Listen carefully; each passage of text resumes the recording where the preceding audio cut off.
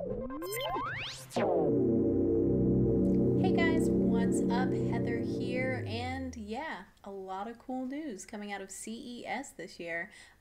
I normally don't keep up with it, but this year there have been quite a few things that have caught my eye. The one thing that I wanted to talk about tonight was PlayStation Now. Basically, PlayStation Now is going to be their cloud-based streaming service. With the announcement, they basically mentioned subscription fees and, rentals. So basically, you're going to be able to rent games from the cloud and subscribe to the cloud and be able to play games on a handful of devices that you wouldn't normally be able to play some of these games on. So take your PlayStation 4 for instance, and it's obviously not backwards compatible, which every time a new console comes out, people will bitch and moan about the fact that it's not backwards compatible. But this is a really good solution to that. They slap a bunch of classic PS1 games, PS2 games on there, and of course even PlayStation 3 games on the cloud. You'll be able to play games like those on your PlayStation 4 or PS3 games. You will be able to stream to your PlayStation Vita. Now I know right off the bat, I think it's only going to be for the PS3 and PS4, and then it'll eventually go to the Vita and Sony Bravia TVs, and I think eventually it'll be on the Xperia smartphones, which is pretty cool. I wouldn't necessarily want to play games on my cell phone like that, or at least those kind of games. I guess that would work if you had a cell phone instead of a Vita, but whatever. I mean, whatever floats your boat. I think it's a really cool idea. I think it's a really awesome concept. It may be a lot cheaper for some people that wouldn't necessarily buy a lot of these games. You'll be able to subscribe to this service and then, rent a bunch of games essentially. But I'm wondering how that works.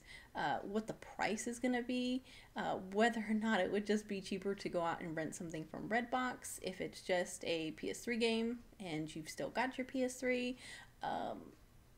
I'm just curious in general how exactly it's going to work and what it's going to mean for digital downloads in general. Like the sales, for one, that they put digital downloads on is awesome. I really like being able to pick up classic games on my PS4, or, well, not yet, but on my PS3, I've got a bunch of digital download games that I picked up for pretty cheap on sale. So what exactly is this going to mean for those sales? The only concern that I really have for this streaming service is whether or not we're ready for it, shall I say, because I mean, people are just now getting used to Netflix, and I mean, it's cool if you watch a video in standard definition or your internet connection drops and you can only drop down to, standard definition, whatever, while you're streaming something. But how are these huge games, if we're talking like PS3 games or even, new release PlayStation 4 games, going to work? Like, how is this streaming service going to be accessible to everybody? Like, it's obviously not going to be accessible for everybody and maybe not that convenient. I'm just curious to see how this is going to work, especially when you think that they are like reaching for summer this year, so like summer 2014. I really want to find out more details about the subscription, the cost of rentals, and how exactly that's going to work. I'm not sure I'm 100% on board. I think it's a great idea. I would love the idea of being able to maybe stream PlayStation 3 games that are perhaps in my backlog that I haven't gotten to play yet onto my Vita if I'm on vacation and on a Wi-Fi connection. Like, that sounds like a really cool idea to me.